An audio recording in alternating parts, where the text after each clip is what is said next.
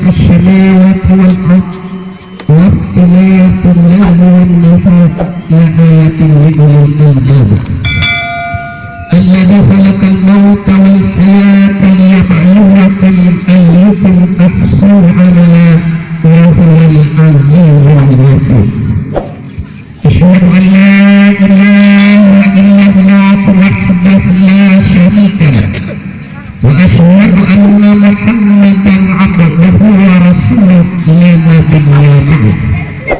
اللهم صل وسلم على سيدنا محمد وعلى آل محمد. أيها الحاضرون اتقوا الله حق تقاته ولا تموتن إلا وأنتم مسلمون.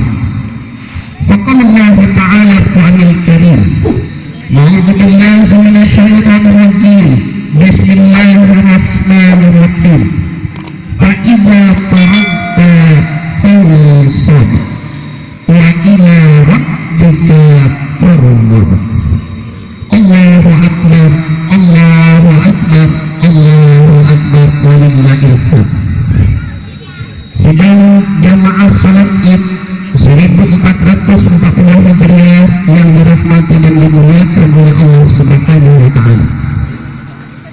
Mengawali khutbah khotib pada suasana yang berbahagia di salat Idul Fitri tahun ini, marilah kita terlebih dahulu senantiasa memperbaharui dan terus meningkatkan bukti-bukti syukur kita kepada Allah Subhanahu wa taala. Alhamdulillah, rangkaian doa kita semenjak awal bulan Rajab minta diberkahi Rajab dan Sya'ban kita dan minta disampaikan ke bulan Ramadan. Alhamdulillah, Allah masih berikan umur yang panjang sampai saat ini kepada kita. Allah masih mudahkan kita beramal sebulan penuh melaksanakan puasa dalam bulan Ramadan tahun ini. Allah masih berikan kesempatan kepada kita dengan negeri yang aman bisa berkumpul merayakan hari Idul Fitri pada pagi hari ini.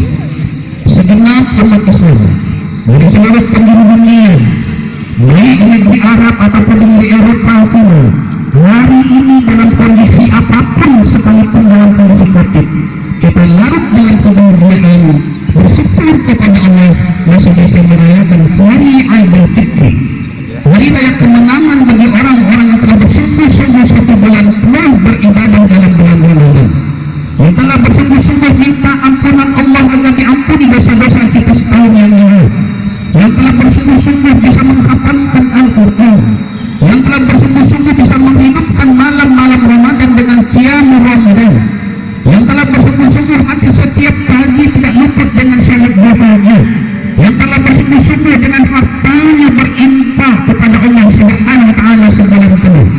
Hari ini Allah izinkan kita berkumpul dalam rangka merayakan hari kemenangan buat kita umat Islam. Allahu Akbar, Allahu Akbar, Allahu Akbar walillahil hamd. Maka tidak ada yang lebih pantas kita ucapkan mengawali semua aktivitas kita kecuali rasa syukur kita setinggi-tingginya kepada Allah Subhanahu wa taala. Semoga dengan bersyukur Allah tambah nikmatnya kepada kita setelah ini dan kita terjauh dari status hamba-hamba yang kufur nikmat dari Allah Subhanahu wa taala. Kemudian salawat beserta salam yang berupa Allahumma shalli ala Muhammad wa ala ali Muhammad. Sama-sama kembali kita doakan kepada Allah buat junjungan kita, tauladan kita, yakni Rasulullah Muhammad sallallahu alaihi wasallam. Mudah-mudahan dengan senantiasa bersalawat berupa Allahumma shalli ala Muhammad wa ala ali Muhammad, didorong karena iman dan kecintaan kita kepada Rasulullah sallallahu alaihi wasallam. Kalaupun di dunia ini kita tidak bertemu dengan Rasulullah, tidak pernah melihat wajahnya Rasulullah, tidak pernah mendengar langsung tausiah-tausiah yang menyejukkan dari lisannya Rasulullah, tapi kelak di akhirat kita benar-benar berharap di saat tidak lagi pertolongan dan naungan yang kita harapkan di mahsyar, Rasulullah benar-benar mencari kita umatnya yang ada di akhir zaman ini dan benar-benar memberikan syafaatnya kepada kita kelak di yaumil mahsyar. Dan kalau di dunia ini kita tidak bertemu dengan Rasulullah, kita berharap kelak di surganya Allah, Allah izinkan kita bisa duduk bersama dengan Rasulullah SAW. Allahu Akbar, Allahu Akbar, Allahu Akbar, walillahil hamd. Sidang jamaah salat Id yang dirahmati dan dimuliakan Allah.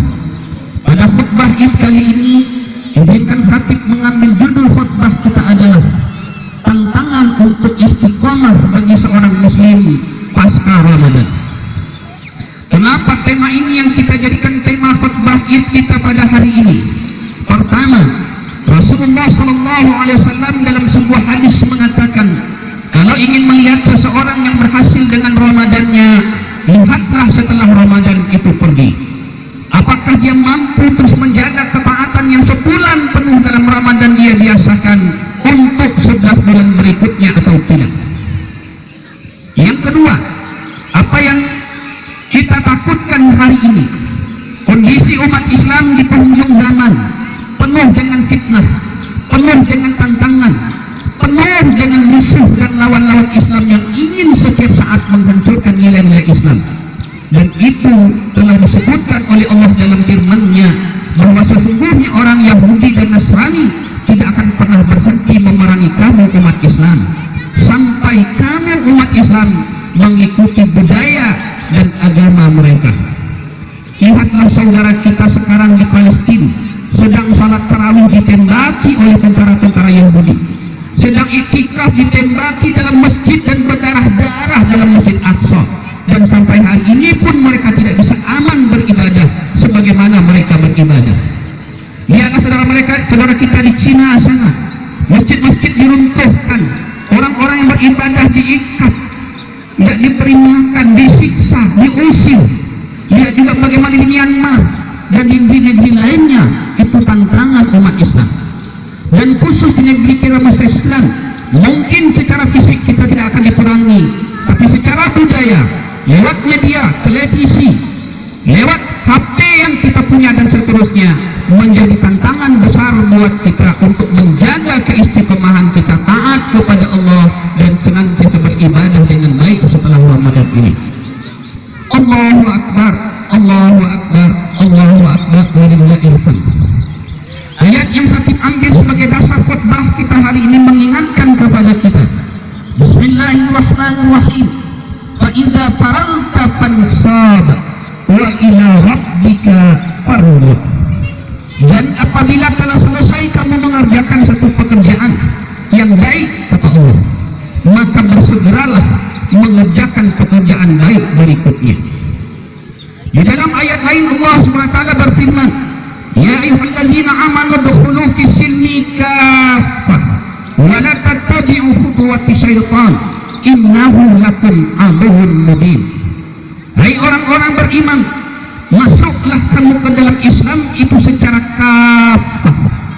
Kafah dalam bahasa Al-Quran, kalau kita terjemahkan ke bahasa Indonesia artinya keseluruhan atau totalitas. Akan tetapi kalau kita terjemahkan ke dalam bahasa Arab aslinya, kafah itu minimal memenuhi 3 syarat.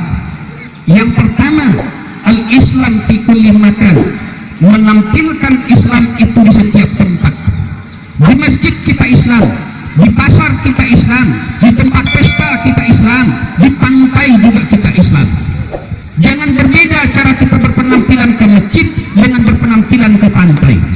Jangan berbeda kalimat kita di masjid dengan kalimat kita di pasar.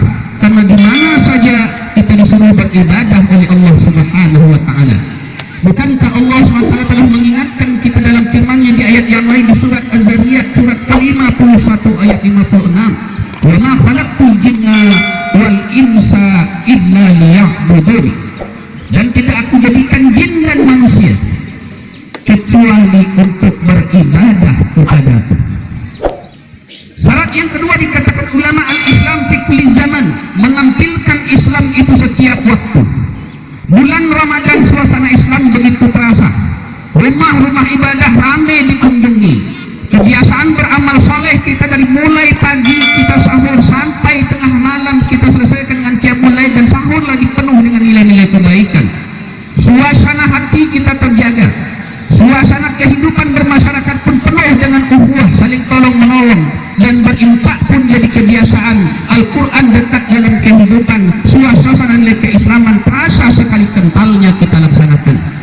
Tapi apakah setelah Ramadan semua kebiasaan itu akan tinggal begitu saja, akan hilang begitu saja, akan lebur begitu saja dengan kita rayakan Hari Raya Idul Fitri pada pagi hari ini? Kita ingin tetap melihat nanti malam ramainya salat maghrib juga sama dengan awal Ramadan. Kita ingin melihat besok di pasar juga tetap semua menutup aurat dengan baik. Kita ingin melihat setiap bertemu tetap juga kalimat salam yang keluar. Karena dikatakan di ayat tadi, di setiap waktu kita dianjurkan melaksanakan aturan-aturan Islam. Apa yang diperintahkan Al-Quran dan dicontohkan oleh sunnah-sunnahnya Rasulullah SAW, bukan hanya bulan Ramadan kita amalkan, tapi sepanjang hari dalam kehidupan kita sebagai seorang muslim harus kita amalkan. Al-Islam fi kulli zaman, tampilkan Islam itu setiap waktu.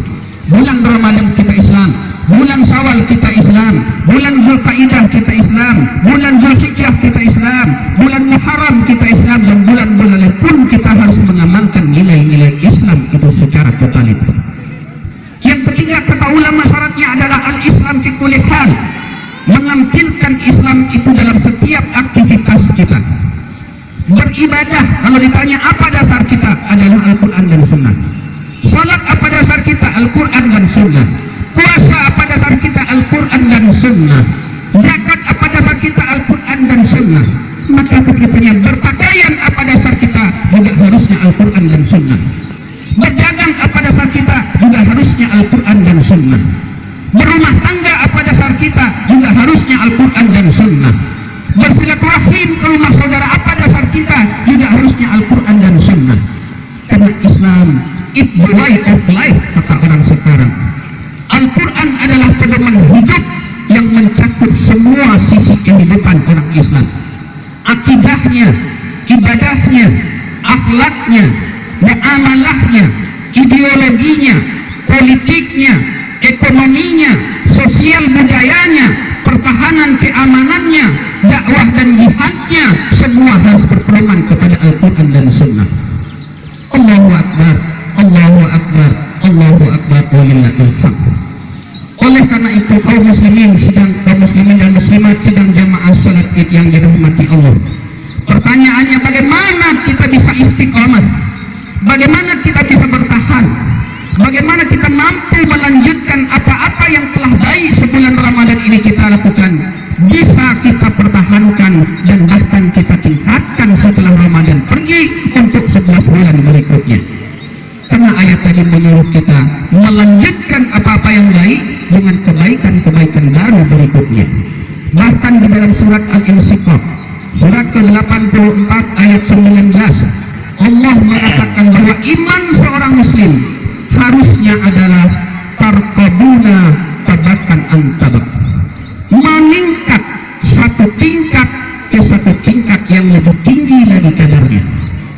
Di dalam surat Ibrahim surat ke-14 ayat 24 pun digambarkan oleh Allah Subhanahu wa ta'ala bahwa iman seorang muslim itu seperti pohon yang baik yang akarnya terus menjulang ke dalam bumi, menghunjam dengan kokoh tidak berhenti, yang pohonnya batangnya terus menjulang ke langit.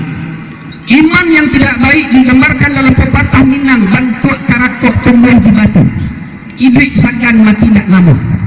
Atau seperti bonsai yang dari ke hari-hari tidak ada perubahan. Dikatakan tumbuh, dia tumbuh. Dikatakan mati, dia tidak mati. Tapi ke atas tidak bertambah, ke bawah pun uratnya tidak bertambah. Iman yang baik itu harus tumbuh subur, semakin hari akarnya semakin kokoh menghunjam, akidah semakin mantap, dan semakin hari batangnya semakin tinggi menjulang, ibadah dan akhlaknya semakin baik di tengah masyarakat. Allahu Akbar, Allahu Akbar, Allahu Akbar, walillahil hamd. Oleh karena itu izinkan kami mengambil nasihat dari seorang ulama Timur Tengah, Dr. Abdullah Tasiullah, yang menulis buku nasihat yang panjang judulnya Tarbiyah Ruqyah Seorang Muslim. Paling tidak setelah Ramadan ini kita butuh 4 hal untuk membangun istiqamah sebagai seorang muslim dalam rangka menjaga ketaatan kita kepada Allah setelah Ramadan ini pergi. Apa 4 hal yang harus kita perhatikan itu kaum muslimin dan muslimat sedang jamaah penyakit yang dirahmati Allah. Yang pertama, mengganti kata puasa dengan kata Allah Subhanahu wa ta'ala. Ingat kaum muslimin dan kaum muslimat, mengganti kata puasa dengan kata Allah Subhanahu wa ta'ala. Apa maksudnya? Coba ingat selama bulan Ramadan, apapun yang kita lakukan kalau salah, kita selalu istighfar dan selalu menjadikan benteng kita itu kata puasa. Mau bohong, astagfirullah, saya puasa. Mau emosi, astagfirullah, saya puasa. Anak gadis kita keluar rumah tidak nutup aurat, ditegur oleh bapaknya, nak tutup auratmu, ini bulan puasa. Kalau hanya itu yang jadi tameng kita, ketika tidak ada lagi kata puasa, kira-kira apa lagi yang membuat kita bisa taat? Apakah setelah kita nggak puasa kita boleh kembali bohong? Apakah setelah nggak puasa kita boleh kembali emosi? Apakah setelah nggak puasa kita boleh kembali buka aurat? Tidak, kaum muslimin. Maka oleh karena itu, setelah Ramadan ini pergi, gantilah kata puasa dengan kata Allah Subhanahu wa ta'ala dalam makna memahami secara utuh muraqabatullah, melatih senantiasa merasa diawasi oleh Allah. Kita yakin Allah itu maha melihat, kita yakin Allah itu dekat sekali dalam kehidupan kita. Kita yakin CCTV Allah itu jauh lebih hebat daripada CCTV manusia.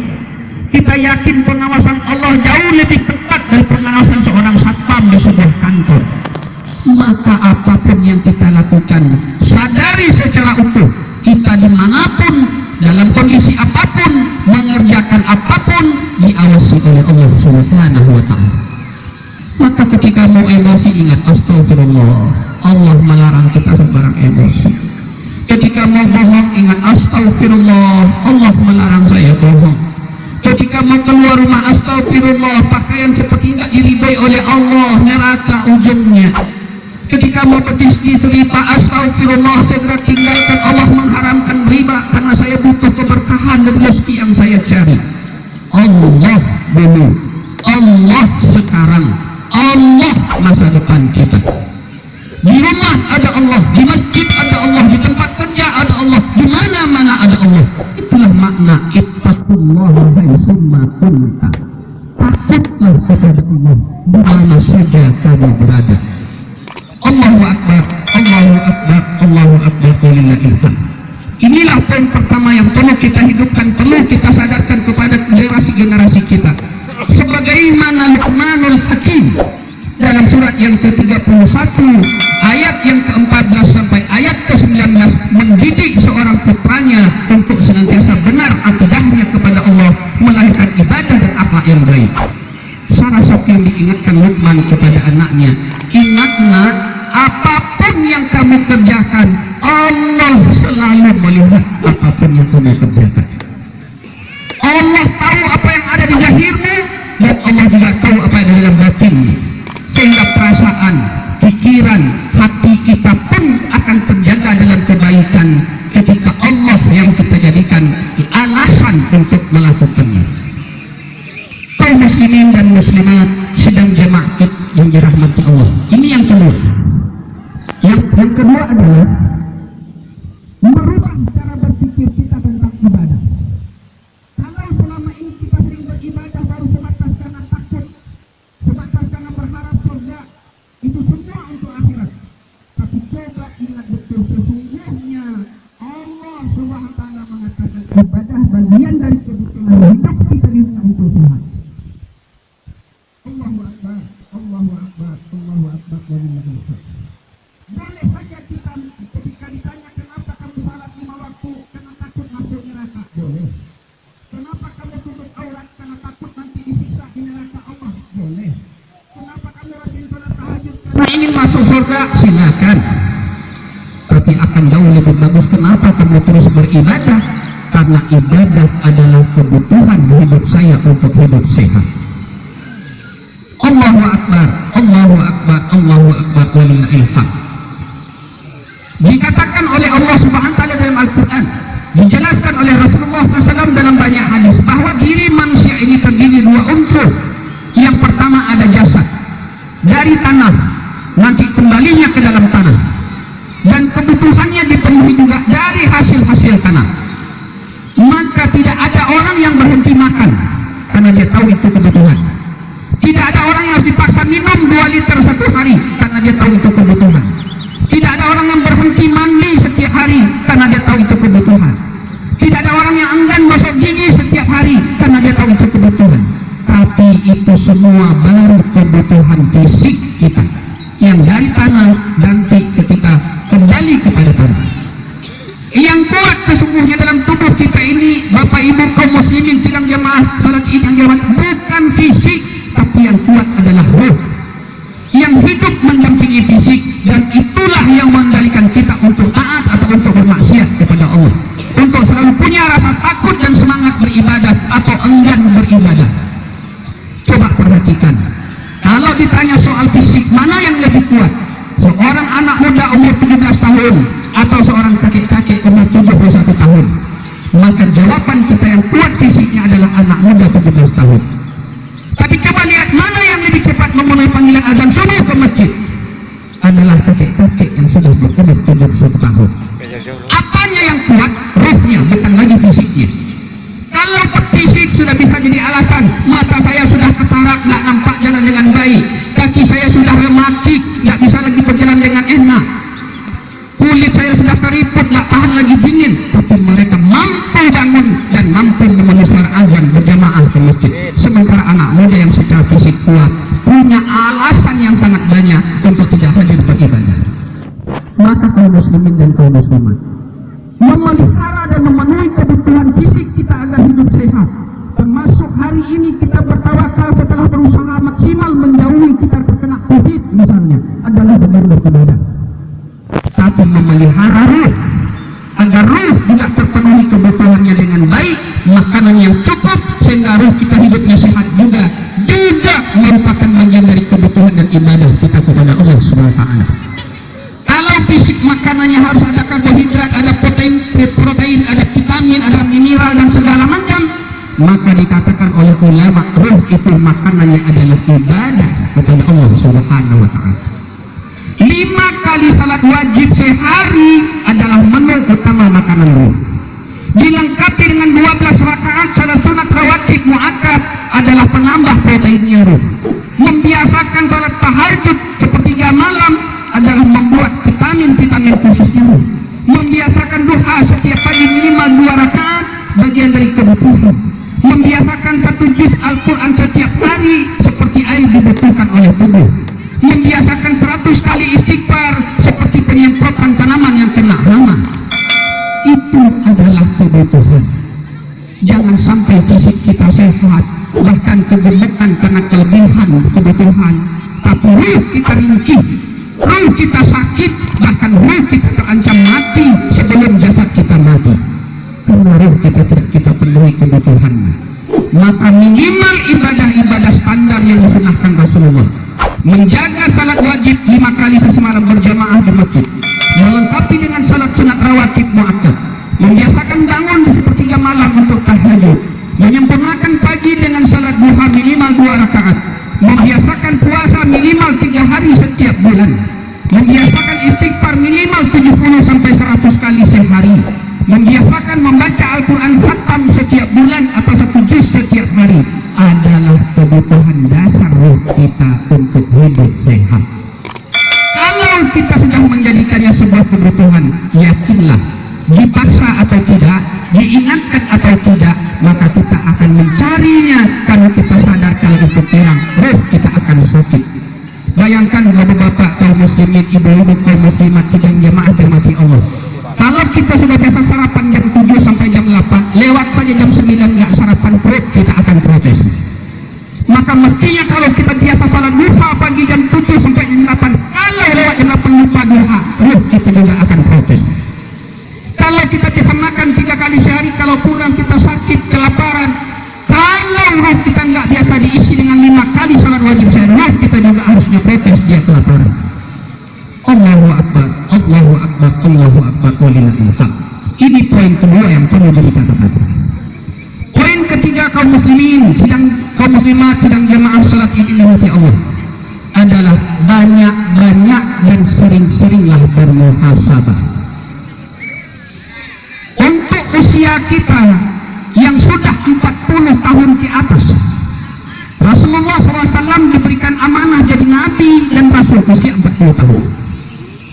Dalam buku yang ditulis oleh ulama-ulama terkenal, seorang muslim itu sudah bisa dilihat arah akhir hidupnya ketika usia 40 tahun.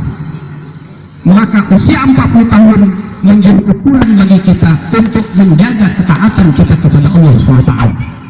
Bagi kaum muslimin dan kaum muslimat yang usia kita sudah 40 tahun ke atas, disarankan oleh ulama, pertama, kurangilah banyak-banyak ke pasar, ke keramaian, ke mall, ke tempat pesta, tapi banyak-banyaklah ziarah kubur. Kurangilah banyak-banyak jalan-jalan ke luar negeri dengan berfoya-foya, tapi banyak-banyaklah mengunjungi saudara kita yang sedang sakit di rumah atau di rumah sakit. Insya Allah ketika kita sering ziarah kubur, kita lihat satu demi satu nisan kerabat kita. Ada yang dulunya pejabat juga masuk ke liang lahat 5 hasta, ada yang kerjaannya petani juga masuk ke lahat yang 5 hasta, ada yang dulu bergelimang harta semua tinggal, ada yang mobilnya mengkilat mereknya Alphard tapi dihantar juga dengan ambulan. Allahu Akbar, Allahu Akbar, Allahu Akbar, walillahil hamd. Kita datangi rumah sakit ketika ada saudara kita yang sakit, coba lihat kaum muslimin dan kaum muslimat. Kita kunjungi bangsal bedah, kita temukan ada sahabat kita yang sakit gula, kita lihat kakinya telah membusuk dan bernanah setiap hari. Coba tanya diri kita yang malas melangkah ke masjid. Wahai kaki, engkau masih diberi nikmat sehat oleh Allah Subhanahu wa Ta'ala. Apakah engkau akan tunggu Allah turunkan penyakit seperti ini baru engkau sadar fungsi kaki untuk beribadah ke masjid? Atau apakah engkau lebih memilih kakimu Allah datangkan penyakit seperti mana rajin beribadah ke rumah Allah? Karena bagi Allah tidak ada yang sulit, Bapak Ibu kaum muslimin dan muslimat sedang jemaah salat Id. Maka perlu kita bertanya ketika kita sehat, perlu kita sadari arti sebuah kesehatan itu Allah berikan sebagai sarana, sebagai fasilitas, sebagai kesempatan untuk beribadah kepada Allah Subhanahu wa Ta'ala. Jangan sampai kita menyesal munculnya ketika sakit telah datang. Andaikan saya sehat, saya akan rajin ke masjid. Jangan muncul penyesalan ketika kita nggak bisa lagi berangkat ke masjid karena sudah terbaring di rumah. Andaikan Allah kembalikan fisik saya seperti dulu, saya akan beribadah. Kata andaikan itu bagi seorang muslim tidak boleh terjadi. Tapi ketika Allah berikan nikmat sehat, Allah berikan nikmat waktu lapang, Allah berikan nikmat rezeki lebih, gunakan semuanya untuk beribadah kepada Allah Subhanahu wa Ta'ala. Banyak-banyaklah bermuhasabah, ziarah kubur, menjenguk orang sakit, melihat peristiwa-peristiwa besar yang banyak merenggut kenikmatan. Bagi kita bagian dari cara Allah untuk menghidupkan roh kita agar kembali kepada Allah segera. Allahu Akbar, Allahu Akbar, Allahu Akbar, walillahil hamd. Yang terakhir, izinkan khatib mengingatkan pesan ulama Timur Tengah tersebut. Setelah poin pertama tadi, gantilah kata puasa dengan Allah Subhanahu wa Ta'ala, latilah bermuraqabatullah. Poin kedua, rubah cara kita melihat kebutuhan beribadah. Jangan hanya sebatas kewajiban, tapi kebutuhan agar roh kita hidup sehat. Poin ketiga, perbanyak bermuhasabah, kunjungi pemakaman, jenguk orang yang sakit, lihat peristiwa-peristiwa besar di luar kemampuan kita merangut banyak kenikmatan dan nyawa. Saat itu kita sadar betapa lemah dan kecilnya kita di hadapan Allah. Yang terakhir, poin keempat adalah bermuaqabah. Dikatakan oleh Rasulullah SAW, bermuaqabah itu definisi menurut kita adalah belajar menghukum diri kita yang masih lalai sebelum kelak kita dihukum oleh Allah Subhanahu wa Ta'ala. Contoh, ibu-ibu itu, kita tahu gunjing itu dilarang, kita ingin meninggalkan gunjing, kita tahu dosa gunjing itu besar, sama dengan makan daging saudara yang telah mati, pasti kamu jijik, kata Allah dalam surat Al-Hujurat. Maka mulai habis Ramadan ini kita boleh berazan, ya Allah, saya mulai hari ini 1 Syawal 1442 Hijriah, setelah saya berlatih 1 bulan penuh kemarin memperbaiki ibadah saya, minta ampunan Allah dari dosa-dosa setahun yang lalu, semoga Allah kembalikan kami hari kepada fitrah kami sebagaimana yang engkau larang tidak kami kerjakan lagi. Sekali saya bergunjing, saya akan tebus dengan menginfakkan daging 1 kilo. Boleh? Kalau begitu. Ada kita yang sadar bohong itu tidak boleh. Jangankan bohong yang merugikan orang lain, bohong dalam canda pun tidak dibolehkan oleh Rasulullah SAW. Jangankan bohong kepada manusia, bohong kepada binatang pun tidak dibolehkan oleh Rasulullah SAW. Dan yang namanya bohong adalah salah satu ciri orang munafik yang disebut oleh Rasulullah dengan tegas. Apakah kita masih memelihara lisan kita berlaku dengan bohong, walaupun kadang dengan apa? Kan tidak merugikan orang lain, Pak Ustaz. Kan hanya untuk bercanda, Pak Ustaz. Rasulullah adalah idola kita. Rasulullah adalah panutan yang wajib kita contoh. Bercanda pun beliau tidak pernah bohong. Jangankan ke manusia, ke ayam pun, ke kucing pun tidak boleh bohong. Apa contoh kita bohong ke kucing, Pak Ustaz? Ingat ibu-ibu kebiasaan kita menyuruh kucing keluar dari rumah. Kita suruh baik-baik, dia nggak mau. Lalu kita suruh anak kita keluar, panggil kucing dari luar dengan kalimat. Lari dia keluar. Setelah dia keluar pintu, kita tutup di luar, tidak kita kasih makanan. Itu bohong kepada kucing. Nampak ayam di pojok lapangan sana, kita ingin cucu yang kita gendong tertawa, kita panggil ayam dengan anak-anaknya. Sudah lari ayam kepada kita, tapi di tangan tidak ada makanan yang diberikan. Dia sudah capek-capek, sesak nafas, lari mengejar bapak ibu, tapi tidak kita kasih makan. Itu bohong kepada ayam. Begitu saja tidak dibolehkan oleh Rasulullah. Begitu saja tetap dihukum sebagai sebuah kebohongan. Maka kalau kita ingin berlatih, mulai hari hidup tidak bohong apapun kondisinya, boleh kita berazam, ya Allah, mulai hari ini saya bertekad meninggalkan bohong sekecil apapun. Maka sebagai balasannya, setiap saya bohong, saya akan berinfak 10.000 rupiah. Boleh? Setiap saya bohong, saya akan tebus dengan menghafal 5 ayat Al-Quran. Boleh? Setiap saya bohong, saya istighfar 100 kali. Boleh? Tapi kalau ada yang begini, boleh nggak Pak Ustaz? Setiap saya bohong, saya tusuk lidah saya dengan jarum. Tidak dibolehkan oleh Allah dan Rasulnya. Yang boleh adalah mengganti kelalaian kita dengan amal-amal saleh yang bisa menebusnya. Allahu Akbar, Allahu Akbar, Allahu Akbar, walillahil hamd. Oleh karena itu kaum muslimin dan kaum muslimat, sedang jamaah salat ini dimati Allah. Mari kita hidupkan 4 hal itu untuk menjaga semangat taat kita dan melatih diri kita agar mampu mengamalkan nilai-nilai Quran yang dicontohkan oleh Rasulullah SAW dalam kehidupan. Karena Rasulullah itu disebut adalah Al-Quran berjalan. Beliau mengamalkannya dalam kesehariannya apapun isi kandungan Al-Quran itu. Yang terakhir, mari kita setelah ini juga berusaha membangun hablum minan nas kita secara baik dengan mengamalkan nilai-nilai ibadah dan akhlak Islam agar kita senantiasa terhindar dari kehinaan di sisi Allah Subhanahu wa Ta'ala.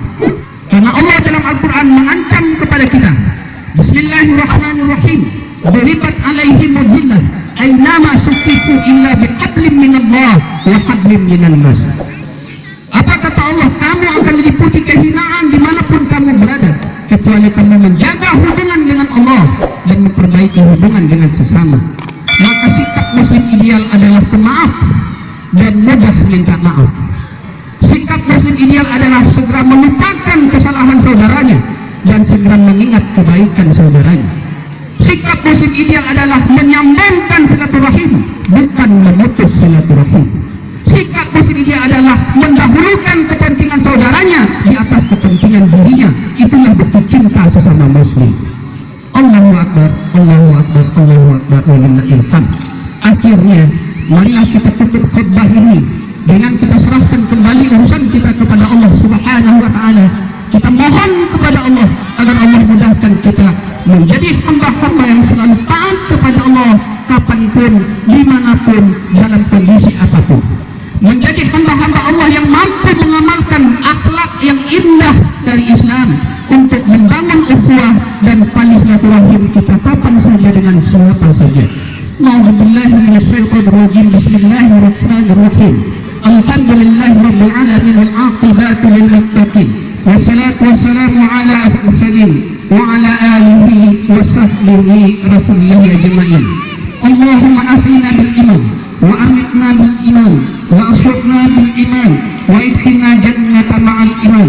Allahumma sabbitna ma'al iman وأخرجنا من الدنيا مع الإيمان وسلم لنا من الجن مع الإيمان يا مقلب القلوب ثبت قلبنا على دينك وعلى طاعتك يا الله يا رحمن يا رحيم ربنا اغفر لنا ولدينا وارحمهما كما ربونا صغارا ولجميع المسلمين والمسلمات والمؤمنين والمؤمنات الأحياء منهم والأموات ويا خدي الخيرات برحمتك يا أرحم الراحمين ربنا هب لنا من أزواجنا وذرياتنا قرة أعين واجعلنا للمتقين إماما Allahumma ya Allah, di hari yang fitri ini kami hamba-hambamu yang sujud di lapangan ini ya Allah, yang bertafakur di lapangan ini ya Allah, yang mengangkat tangan-tangan kami di lapangan ini ya Allah, yang mengagungkan asmamu pada pagi hari yang fitrah ini ya Allah. Dengarkan doa kami, kabulkan doa kami ya Rabb ya Rabbal Alamin.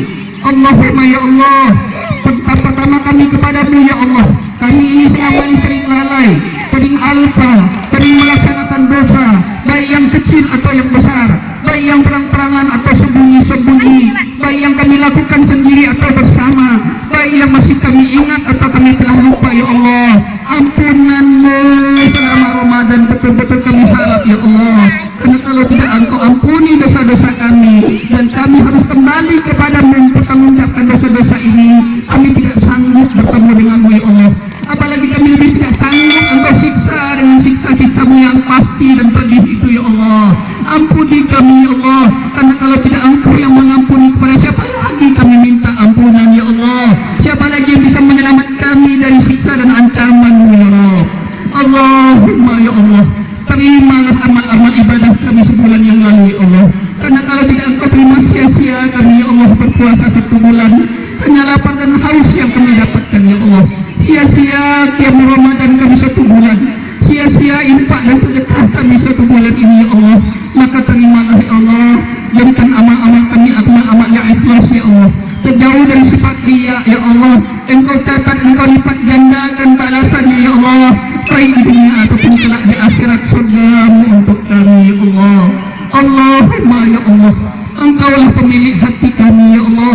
Engkau juga menyebutkan hati dalam Al-Quran, ada hati yang salim, ada hati yang marid, hati yang sakit, ada hati yang mayat, hati yang telah mati. Engkau bisa membuat hati Umar bin Khattab berubah jadi hati yang lembut dan hati yang salim ya Allah. Engkau bisa membuat hati Bilal bin Rabah menjadi hati yang istiqamah dalam ketaatan dengan segala ancaman ya Allah. Maka jadikan juga hati kami sebagaimana hati sahabat-sahabat Rasul ya Allah. Jadikan hati kami hati-hati yang salim ya Allah. Kalau hati kami sempit, lapangkan ya Allah. Kalau hati kami gelap, terangi ya Allah. Kalau hati kami keras, lembutkan ya Allah. Kalau hati kami masih jauh dari diri-Mu, dekatkan ya Allah. Kalau hati kami masih bersarang dunia dengan segala tipu dayanya, angkat dan keluarkan ya Allah. Cukuplah dunia ini di tangan kami ya Allah, tapi di hati kami adalah kecintaan kepadamu, keinginan mendapatkan kebaikan dari-Mu, menggapai keindahan surga-Mu yang kekal dan abadi ya Allah. Kalau hati kami masih bolak-balik, tenangkan istiqamah ya Allah. Jadikan hati kami sebagaimana hati-hati sahabat terbaik, hati-hati para ulama, hati-hati para salafus soleh, hati-hati para tabi'in, hati-hati para sahabat ya Allah ya Rahman ya Rahim. Hati yang salim, hati yang rindu beribadah, hati yang sensitif bermaksiat, hati yang lapang mudah memaafkan, hati yang lapang mudah melupakan kesalahan orang lain, hati yang lapang menerima kritikan dan saran, hati yang lapang menerima keterbatasan dan kekurangan sahabat-sahabat kami, hingga bisa menjadikan dalam ibadah kepadamu ya Allah. Ya Allah ya Rahman ya Rahim, peliharalah ibadah kami setelah Ramadan ini. Kuatkan kami para ayah memelihara ibadah anak-anak kami setelah Ramadan ini. Kuatkan kami para suami menjaga istri-istri kami agar tetap beribadah setelah Ramadan ini. Kuatkan pemimpin kami agar menjaga masyarakatnya agar tetap taat setelah Ramadan ini. Jadikan negeri kami negeri yang bersemangat dalam beribadah, negeri yang sensitif dengan maksiat, negeri yang penuh dengan tolong-menolong, negeri yang saling mengingatkan dalam kebaikan dan takwa, negeri yang berlomba-lomba dalam amal soleh.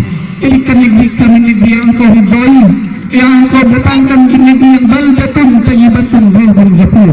Berikan kami orang tua bertanggung jawab kepada anaknya, berikan kami suami-suami yang bertanggung jawab kepada istrinya, berikan kami pemimpin bertanggung jawab kepada masyarakat yang dipimpinnya. ربنا آتنا في الدنيا حسنة وفي الآخرة حسنة وقنا عذاب الدنيا وقنا عذاب القبور وقنا عذاب المحشر وقنا عذاب النار سبحان ربك رب العزة عما يصفون وسلام على المرسلين والحمد لله رب العالمين.